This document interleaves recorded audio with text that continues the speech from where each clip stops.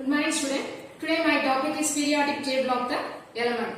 This is one of the important topic in chemistry. So every student before learning the chemistry lesson you should know the periodic table of the element because this is basic for all reaction and mechanism. If you are ready, now let's go on to the topic. Periodic table of the element. In this table we are going to understand about who was arranged in the table, how the elements are arranged in the table, their properties and blocks S, P, D, F. Okay. First, this table was arranged by Metalloids.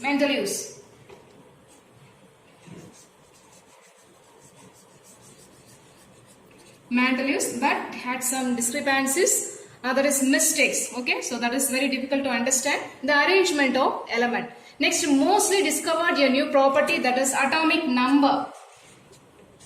Mostly discovered a new property, that is atomic number. This modern periodic table has arranged using the atomic number. We can see in the table, the left side of the box is called atomic number 5. Boron atomic number is 5. Okay, still 118 element they discovered.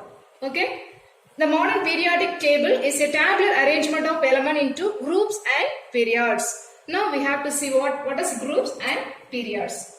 Okay, now we take periods. Periods means the horizontal rows, that is horizontal row. The horizontal rows are called periods. There are 7 periods.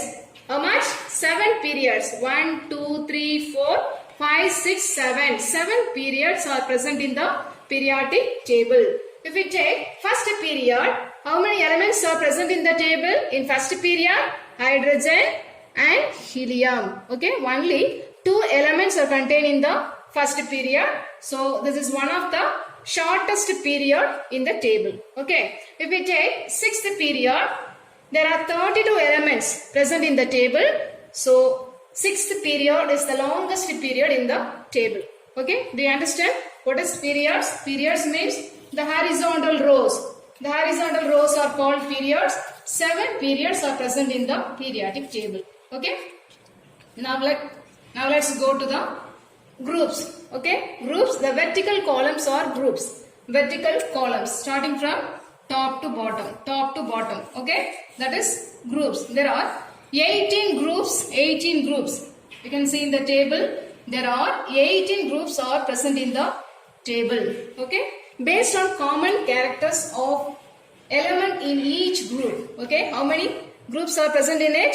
18 groups are present in the table. Vertical columns are called groups. Okay, based on common characters of element in each group, it can be grouped as various families. Okay, first group family name alkali metals. First group family name alkali metal, alkali. Okay, second group family name alkaline earth metals. Group 3 to 12. Okay, transition metals, transition elements. Okay, and group 13 is boron family, 14 carbon family, and 15 nitrogen family, 16 oxygen family, 17 halogen, and 18 is noble gases. Do you know about noble gases? The atoms of 18 group element are stable electronic configuration, which means it is not ready to react others. Hence it is called unreactive element. Okay, do you understand?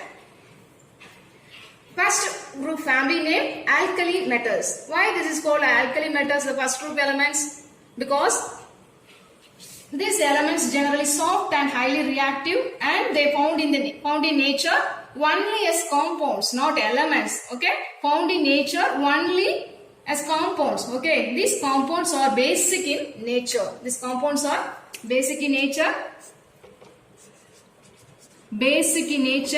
and also found in nature only as compounds. Okay, do you understand why this is called alkali metal first group elements? The second group, in first group elements we have one exception, that is hydrogen. Why hydrogen is the exception in first group? Because it has similarities with alkali metals as well as halogens. Okay, so that is very difficult to find the right position in the periodic table.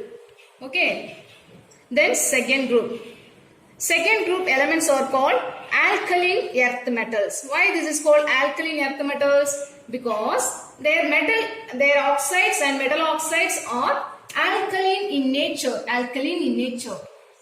Oxides and metal oxides are alkaline in nature, and these metal oxides are found on the earth crust. Okay, found on top layer of earth. So that's why the second group elements are called alkaline earth metals. Here also we have one exception, that is beryllium, because their size, small size and high electron activity, high ionizing power as compared to other element. So that's why beryllium is exception in the second group. Okay, here beryllium exception. Okay, in first group hydrogen exception. Do you understand?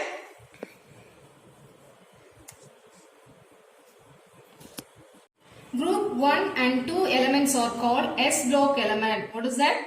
S block elements. Okay. Now we are going to understand about D block elements. D block elements. Group 3 to 12 are called D block elements. Transition elements. Okay. Also known as transition metals.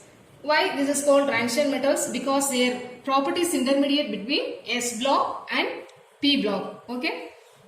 Then their transition metals properties are, it is good conductor of heat and electricity, malleable and ductile. Malleable means it can be made as sheet easily. Okay, ductile means it can be drawn into wire easily. Okay, drawn into wire easily. And some of the properties, their boiling point and melting point of these elements are high density and hardness. Okay.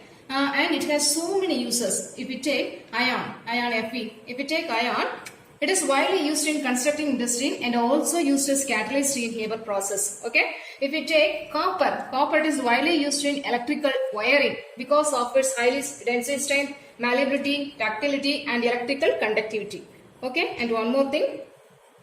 Transition metals have a partially filled d orbital. Partially filled. Okay. Partially filled d orbital.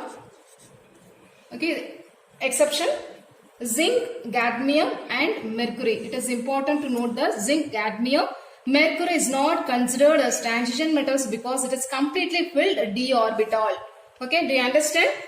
Next we will go to P block elements. Group 13 to 18 are called P block elements. P block elements have quite varied properties because it contains metals, non-metals and metalloids. Okay, the left lower part are called metals.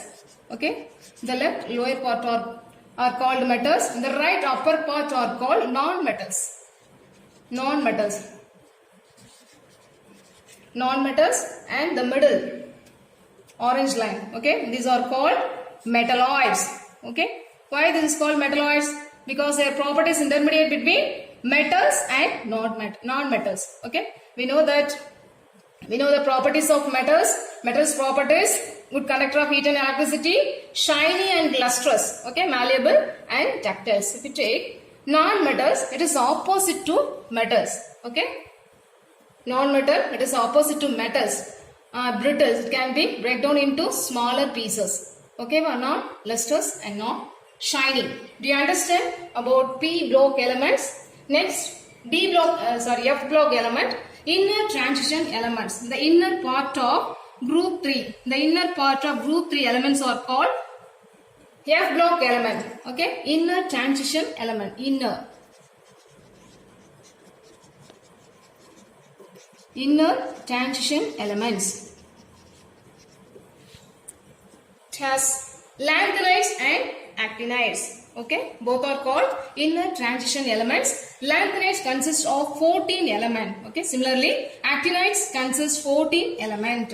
Their electronic configuration of lanthanides: 4f1 to 14, 5d0 to 1, 6s2. Okay, their common oxidation state +3. All the elements have similar physical and chemical properties in lanthanides. Okay, all the elements of lanthanides have similar physical and chemical properties. Then actinides. All the actinides are radioactive. Their electronic configuration are 5f2 to 14, 6 to 6D021 and 7 is 2. Okay. Common oxidation state of actinides plus 3. In addition, some of the actinides show variable oxidation states such as plus 2, plus 3, plus 4, plus 5, plus 6 and plus 7. Okay. Do you understand? Both are lanthanides and actinides. Both are placed at the bottom of the periodic table. Do you understand? That's all. Thank you, student.